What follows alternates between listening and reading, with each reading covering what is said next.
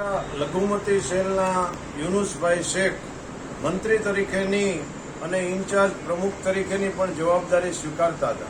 લઘુમતી મોરચામાં ખૂબ જ સારી એની કામગીરી હતી.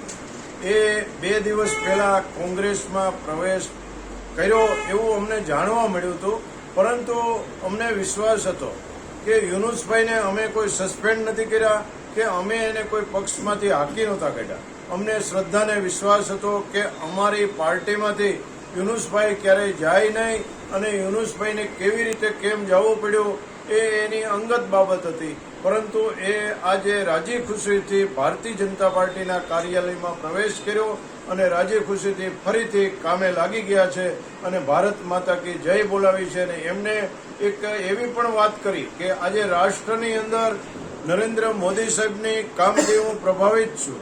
આજે રાષ્ટ્રની અંદર જો આવા વ્યક્તિ કામ કરતા હોય તો મારે કેવી રીતે જવું પડ્યું એ હું નહીં, પરંતુ હું હજુ પાર્ટીમાં છું અને પાર્ટીમાં કાયમીને માટે હું રહીશ એવું એમને અમને જણાવે.